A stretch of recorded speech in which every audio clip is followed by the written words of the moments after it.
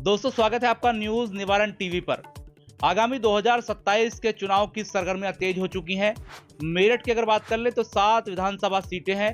सबसे हॉट सिवाल खास सीट मानी जाती है, क्योंकि 2022 के चुनाव में देखा गया राष्ट्रीय लोकदल और समाजवादी पार्टी के गठबंधन से गुलाम मोहम्मद चुनाव जीते। लेकिन उससे पहले 2017 के चुनाव की अगर बात करें तो यहाँ तीनों पार्टियां अलग अलग लड़ी। हम बात कर रहे हैं बहुजन समाज पार्टी के प्रत्याशी नदीम चौहान की, जो कि उस वक्त चर्चाओं में रहे। उसके बाद कंट्रोवर्सी भी हुई। चुनाव हारने के बाद इनका नाम सुर्खियों में आया और बाकायदा नसीमुद्दीन सिद्दीकी और मायावती की जंग में इनका नाम लिया गया। उसके बाद से पार्टी इन्होंने छोड़ी, बाद में लोकदल ज्वाइन की। लेकिन लोकदल से मोह भंग तब हुआ जब 24 के चुनाव से पहले लोकदल ने एनडीए से हाथ मिला लिया। अब ये समाजवादी पार्टी के नेता हैं और 2027 के विधानसभा चुनाव की तैयारी में जुट चुके हैं। मेरे साथ खुद नदीम चौहान हैं।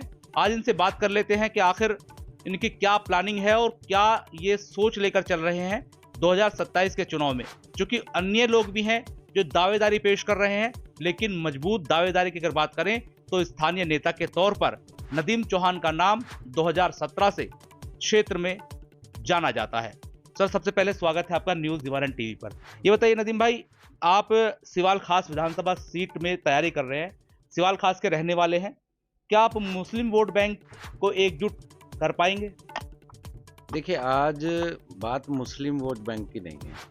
आज समाजवादी पार्टी के राष्ट्रीय अध्यक्ष इतनी मेहनत कर रहे हैं। उन्होंने जो पीडीए जो बनाया है, पीडीए को लेकर के जो मेहनत वो करने का काम कर रहे हैं। पीडीए में सारे समाज के लोग आते हैं, सब गरीब। लेकिन मेरा सवाल इसलिए है, 1.25 लाख मुसलमान इस सीट पर जो है निर्णायक स्थिति में है और लाख वोट करीब करीब एक प्रत्याशी पर पड़ जाती हैं। जो गुलाम साहब जीते हैं वो 1 लाख वोट के करीब है, तो जीत निश्चित हो जाती है। तो सवाल ये है कि आप एकजुट कर पाएंगे या नहीं कर पाएंगे, इसलिए मैंने सवाल किया। देखिए, बात हमारी नहीं, आज पूरा उत्तर प्रदेश का पीडीए समाज माननीय अखिलेश यादव जी की तरफ को देखने का काम कर रहा है, क्योंकि पीडीए की लड़ाई को माननीय अखिलेश यादव जी बहुत मजबूती के साथ लड़ने का काम कर रहे हैं। उसका रिजल्ट आपने देखा होगा 2024 के चुनाव में पीडीए ही था जिसने बम्पर वोट दे करके समाजवादी पार्टी के इतने सारे एमपी जिताने का काम किया। और ये तो बेईमानी, भाजपा ने बेईमानी करने का काम किया, वरना 50 से ज्यादा सीट उत्तर प्रदेश के अंदर पार्लियामेंट की पीडीए ने जिताने का काम कर दिया था। तो सर, ये अलायंस था आपका और अलायंस का भी फायदा मिला। आज उत्तर प्रदेश ही नहीं, देश की दूसरे नंबर की पार्टी समाजवादी पार्टी बन गई है। लेकिन मैं ये जानना चाहूंगा, 2017 और 2022 के चुनावों में आपने क्या सीखा है और 27 की रणनीति की अगर बात कर लें तो क्या बदलाव देख रहे हैं? देखिए, बात ये है कि भाजपा ने हमेशा, जब से भाजपा 2014 से इस देश के अंदर सरकार भाजपा ने बनाई है और उत्तर प्रदेश के अंदर दूसरा कार्यकाल इनका चल रहा है, आज हर समाज के हर तबके ने ये समझ लिया है कि ये लोग सिर्फ झूठ बोलने का काम करते हैं, गलत बात करने का काम करते हैं। ना इनकी पॉलिसी आम जनता के लिए है, ना किसी भी कोई भी इनकी पॉलिसी आप देख लीजिए कि आम जनता का उन पॉलिसियों से कोई फायदा नहीं हो रहा और आम जनता इस चीज़ों को समझ चुकी है। तो आने वाला समय आप देखिए कि सर्व समाज समाजवादी पार्टी को वोट देने का काम करेगा। ये चुनाव में सवाल ये था कि परिवर्तन क्या देख रहे हैं? 17 में क्या था, अब 22 में क्या था और 27 में क्या हो सकता है? क्या आप इसमें मूलचूल परिवर्तन देख रहे हैं? है कुछ? अब वन नेशन वन इलेक्शन की बात भी की जा रही है। देखिए, बात ये है, परिवर्तन सबसे बड़ा यही तो आया है कि लोगों को जो भ्रम फैला करके वोट को लूटने का काम, लोगों को बहका करके भाजपा ने जो किया है, आज लोगों का भ्रम खत्म हो गया है। क्योंकि बार बार उनको मौका हिंदुस्तान की जनता ने, उत्तर प्रदेश की जनता ने देने का काम किया, लेकिन जो वो उनके चुनावी जुमले, वादे बोलेंगे हम, लेकिन वो जुमले साबित हुए। तो वही परिवर्तन है, वही जनता आज उनको हटाने का काम करेगी और उसकी शुरुआत 2024 में उत्तर प्रदेश की जनता ने दिखाने का उनको काम कर दिया। तो आपको लगता है कि आपको इससे फायदा मिलने वाला है, जो वादे किए गए और जो पूरे नहीं किए गए? लेकिन बात हो रही है नदीम चौहान की, आपकी। तो आप ये बताइए कि लगातार पार्टी बदलने से आपकी शाख पर या आपकी जो विश्वसनीयता है उस पर क्या मानने कोई फर्क पड़ा है? देखिए, बात पार्टी बदलने की हमें कोई बहुत बड़ी वो नहीं थी। बात ये थी जब हम बहुजन समाज पार्टी से जुड़े, तो मान्यवर काशीराम जी की बहुत सारी बहुत अच्छी बातें थी। सर्व समाज का विकास ये सब चीज़ उन्होंने करी थी और उन्होंने जब करने का काम हुआ।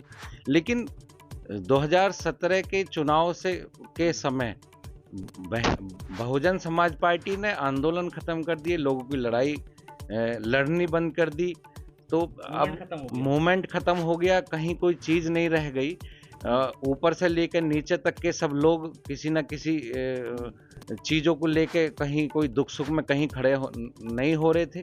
तो अब ज़ाहिर-सी बात है हम लोगों को क्षेत्र की लड़ाई लड़ने का काम करना है। तो हमने राष्ट्रीय लोकदल इसलिए जॉइन करी क्योंकि वहाँ किसान की बात हो रही थी, गरीब की बात हो रही थी, कमज़ोर की बात हो रही थी।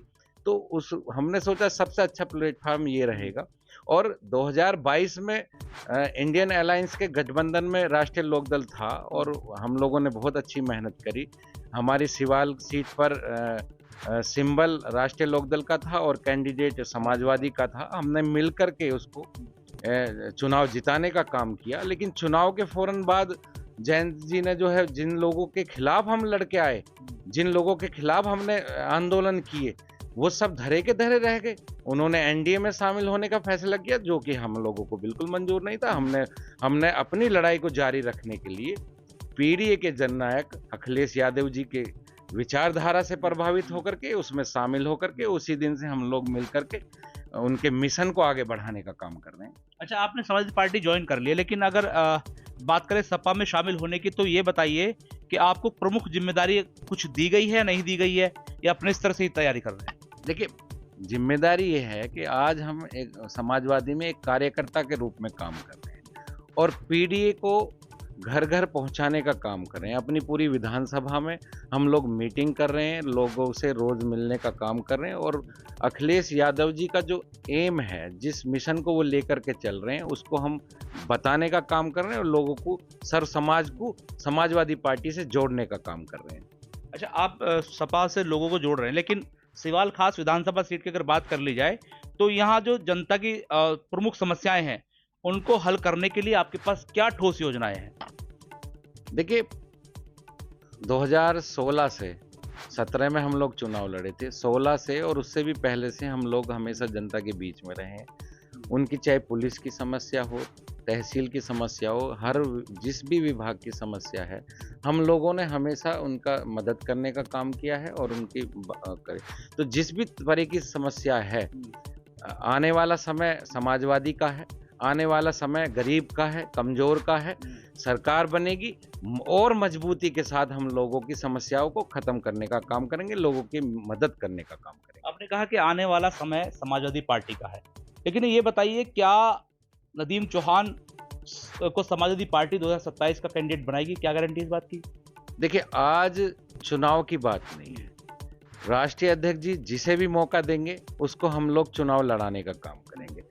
चूँकि हम चुनाव लड़े हैं, सिवाल विधानसभा से हमारा ताल्लुक़ है, प्रॉपर मैं सिवाल कस्बे का रहने वाला हूँ, तो हम लोग टिकट मांगने का काम करेंगे। लेकिन अगर राष्ट्रीय अध्यक्ष जी ने किसी और को मौका दिया, तो हम लोग उसको मजबूती से के साथ जिताने का काम करेंगे। लेकिन अगर कोई बाहरी प्रत्याशी आता है, तो क्या स्टैंड है आपका? देखिए, बात अब बाहरी और उसकी नहीं रहेगी, बात है राष्ट्रीय अध्यक्ष जी के फैसले की। जो भी फैसला होगा वो मंजूर होगा। मजबूती के साथ पहले तो हम टिकट मांगने का काम करेंगे। अगर अध्यक्ष जी ने किसी और को भी मौका दिया, किसी को भी दिया, क्षेत्र का कोई भी इंसान हो सकता है, कोई भी क्षेत्र का इंसान हो सकता है, उसको हम मजबूती के साथ चुनाव लड़ाने का काम करेंगे। अब इसमें तो बाहर और वो कोई इश्यू नहीं रहेगा। राष्ट्रीय अध्यक्ष जी का निर्णय अंतिम निर्णय होगा। देखिए, आपने बात कही कोई भी आ जाए, आप लड़ेंगे या लड़ाएंगे। अच्छा, ये बताइए कि सिवाल खास में भाजपा को हराने के लिए क्या आपकी रणनीति है? क्योंकि भाजपा को हराने के लिए आपने 22 में भी कोशिश की थी और हरा भी दिया लगभग, लेकिन वो बात अलग है कि भाजपा की गोद में बैठ के जाकर। देखिए, बात यही है, बात संघर्ष की है। हम लोग मिशन को लेकर गरीब के लड़ाई लड़ने का काम कर रहे थे, किसान की लड़ाई लड़ने का काम कर रहे थे और वो लड़ाई जो लोग हमारे सहयोगी थे 2022 में, वो हमारा साथ छोड़ के चले गए। तो हम लोगों ने वो लड़ाई उनके साथ छोड़ने से बंद थोड़ी की है।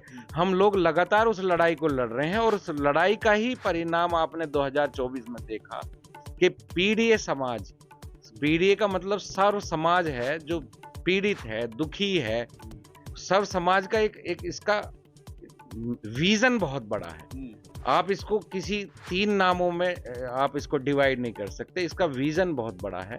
इसमें गरीब आता है, इसमें कमजोर आता है, इसमें किसान आता है, इसमें बेरोजगार जो हमारे युवा आज घूम रहे हैं वो सब आते हैं। तो उसकी लड़ाई को हमने निरंतर जारी रखा है और उसी का नतीजा है कि आप देखना जिस तरह से 2024 में प्रदेश की जनता ने समाजवादी पार्टी को बम्पर वोट दे करके जिताने का काम किया। आप देखना 2027 में इस प्रदेश के अंदर माननीय अखिलेश यादव जी की सरकार बनने जा रही है और उसका सरकार बनने के बाद आप देखना सर्व समाज का काम होगा। सर्व समाज के अंदर खुशहाली आएगी, रोजगार मिलेगा, गरीब की जिंदगी बदल जाएगी, कमजोर की जिंदगी बदल जाएगी। आप देखना ये सब पीडीए का ही तो पीडीए कॉन्सेप्ट पर आप काम कर रहे हैं।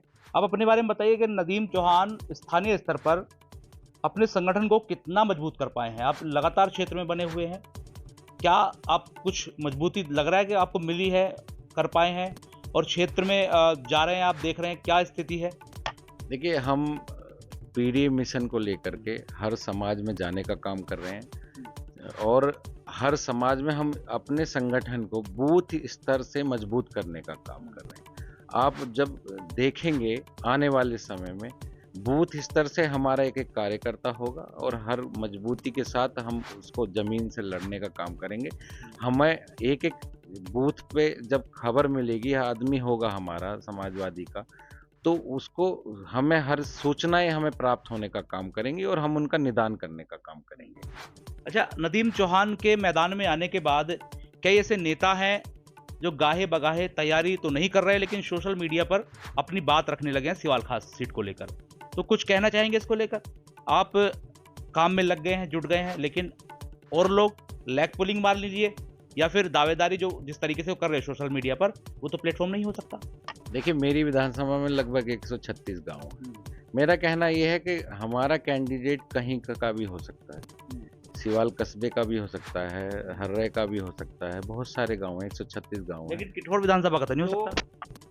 नहीं, अब देखिए, विधानसभा का विधायक को तो कम से कम क्षेत्र का होना चाहिए, क्योंकि बात पार्लियामेंट की अगर हम करें तो उनको दिल्ली बैठना होता है, वो सर्किल बड़ा होता है, 5 विधानसभाएं उसमें आती हैं और उन पे पब्लिक का डीलिंग भी कम होती है। विधायक, मैं जैसे समझता हूँ, विधायक इतना इजी होना चाहिए कि अगर हमें रात को 12 बजे 1 बजे उसकी ज़रूरत हो तो अगर हम विधायक की कुंडी खटखटाएं तो हमें दरवाज़ा इजीली खुल जाए और हम अपनी समस्याओं का निदान कर सकें। अब कोई अगर बाहर का होगा तो जाहिर सी बात है क्षेत्र के लोगों को समस्याएं पैदा हो, क्षेत्र में वो घर भी बना लेगा, जमीन भी खरीद लेगा, लेकिन भाई जब जो परिवार सहित कहीं बाहर रह रहा होगा तो वो 1-2 दिन आएगा हफ्ते में, बाकी 6 दिन जनता कहाँ भटकेगी? देखिए, वर्तमान में आपके विधायक भी क्षेत्रीय हैं और क्या लगता है कि विधायक क्षेत्रीय होने के बावजूद भी समस्याएं हैं? अगर हैं तो क्या हैं, और अगर हैं तो क्या है, और निदान अब तक क्यों नहीं हो पाया? देखिए, बात सोच की है, बात विचारधारा की है।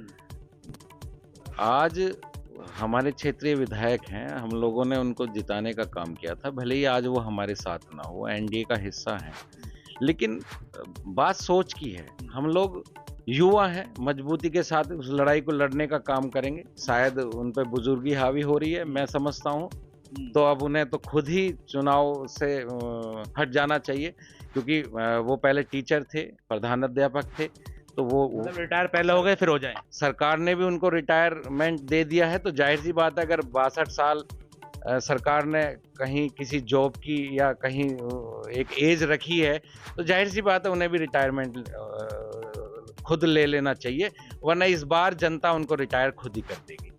अच्छा, जनता रिटायर कर देगी। ये बताइए, 2017 का आपने चुनाव लड़ा, लंबा एक्सपीरियंस आपको है, लड़ाया भी, लड़ा भी, 22 में आपने लड़ाया, 17 में लड़ा, कितना बेनिफिट मिलने जा रहा है कि आप जो चुनाव की पूरी जो है रूपरेखा जानते हैं, भूमिका जानते हैं, कैसे लड़ा जाता है, कैसे लड़ाया जाता है, तो उसका कोई फ़ायदा मिलने जा रहा है आपको? देखिए, बहुत सारी चीज़ हमने इन 7-8 सालों में सीखी है, बहुत सारी चीज अब जनता में हम जाने का देख रहे हैं। जनता में जब मैं जा रहा हूँ तो लोग एक सहानुभूति भी है, दूसरा एक खुशी भी है, क्योंकि हम जिस सिंबल से चुनाव लड़े थे, तो आज हमें ये पता चल रहा है, चुनाव हारने के बाद भी हमें फौरन पता चला था कि लोग हमसे नाराज नहीं थे कि हमें वोट नहीं दिया, नाराज हमारे सिंबल से थे। उनको हमारी पार्टी का सिंबल पसंद नहीं आया था, ना कि हम पसंद नहीं थे। तो आज जब हम लोगों को बताने का काम कर रहे हैं, या लोगों को जब से पता चला है कि हमने समाजवादी पार्टी ज्वाइन कर ली है, तो लोगों में एक उत्साह है। उन्होंने कहा भाई ये सबसे अच्छा फैसला है आपका, और हमने हमेशा जनता के फैसलों को स्वीकार करने का काम किया। चुनाव में हमें लगभग 43,000 वोट लोगों ने दिया, बहुत बड़ा प्यार था। सिवाल खास का इतिहास है कि 43,000 पे तो कई बार यहाँ विधायक बने हैं, लेकिन हम हार गए। तो वो मोहब्बत हमें बहुत मिली। लेकिन आज जो उत्साह है लोगों में हमारी पार्टी के प्रति, हमारे प्रति, तो उस उत्साह का हम बदला बस यही देंगे कि हम मजबूती के साथ सिवाल खास की हर समाज के लोगों का काम करेंगे और दुख सुख में हमेशा खड़ा रहने का। अगला सवाल मेरा ये है कि Aspa, Baspa, meme, AIMIM, Bahujan Samaj party, Azad Samaj party, इनके प्रत्याशी आने से क्या आप पर कोई फर्क पड़ेगा या आपके किसी प्रत्याशी पर कोई फर्क पड़ेगा, मान रहे हैं ऐसा कुछ? देखिए, अभी चुनाव में समय है। PDA एक ऐसा मिशन है जिसको हम लोग लेके चल रहे हैं, हमारे राष्ट्रीय अध्यक्ष जी लेकर के चल रहे हैं। उसका आपने देखा ना नतीजा क्या हुआ लोकसभा में, तब भी लोग लड़े थे। जिन लोगों की आप बात कर रहे हो, कहीं कुछ लोग लड़े थे, कुछ नहीं लड़े थे, तो कुछ नहीं है। लोग समझ चुके हैं कि एक समाजवादी पार्टी ही एक ऐसा रास्ता है लोगों के पास जो सर्व समाज का सम्मान कर सकती है, सर्व समाज की लड़ाई को लड़ सकती है। इसलिए सर्व समाज हमें वोट देने का काम करेगा और सर्व समाज की लड़ाई समाजवादी में हमेशा लड़ी जाएगी। बहुत शुक्रिया। तो मेरे साथ नदीम चौहान थे, जो कि सिवाल खास विधानसभा सीट पर तैयारी कर रहे हैं और PDA फॉर्मूले को लेकर चल रहे हैं। PDA पंचायत इनके क्षेत्र में, इनकी विधानसभा में कई बार हो चुकी है और उसी के आधार पर ये आगे बढ़ रहे हैं। लेकिन यहाँ पर 1 लाख से अधिक मुस्लिम वोटर निवास करता है। 1.25 लाख के करीब मुस्लिम वोटर निर्णायक स्थिति में है। 1 लाख के करीब में जीत हो जाती है। अगर PDA फॉर्मूले पर समाजवादी पार्टी काम करेगी, जाहिर तौर पर भारतीय जनता पार्टी को मुश्किलों का सामना करना पड़ सकता है। हालांकि चुनाव में अभी वक्त है, कई ऐसे प्रत्याशी मैदान में आने की कोशिश कर रहे हैं जो अपने अपने स्तर से दावेदारी पेश कर रहे हैं। लेकिन मजबूत दावेदारी की अगर वर्तमान में बात की जाए तो नदीम चौहान इस वक्त क्षेत्र में जा रहे हैं और बड़े स्तर पर लोगों से मिलने का काम कर रहे हैं। चूंकि 17 का चुनाव इन्होंने लड़ा, 22 का लड़ाया और क्षेत्र के होने के नाते गुडविल भी है। लेकिन अब देखना यह होगा भविष्य में क्या इनको टिकट मिलेगा या फिर कोई और अन्य व्यक्ति भी यहाँ आकर दावेदारी पेश करेगा, और अगर टिकट मिलता है तो किस तरीके से ये आगे बढ़ेंगे और जो जनता की समस्या है उनका निदान किस तरीके से करेंगे। फिलहाल अपने सहयोगी फहीम के साथ मनोवर चौहान, न्यूज निवारण TV, मेरठ। जय हिंद। Prem hospital and modular test tube baby centre पिछले 30 वर्षों से निरंतर आपकी सेवा करते हुए अब और भी बेहतर रूप में बिजली बम्बा बाईपास पे भी state of the art infrastructure, 24 घंटे इमरजेंसी एवं ICU, gynaecology, obstetrics, laparoscopic surgery, laser surgery, cosmetic surgery, infertility, paediatrics, NICU, trauma आदि एडवांस्ड सुविधाओं के साथ कैशलेस सुविधा उपलब्ध है। Prem hospital, inspiring healing, empowering lives, near Shoprex mall, Bijli Bamba bypass, Meerut.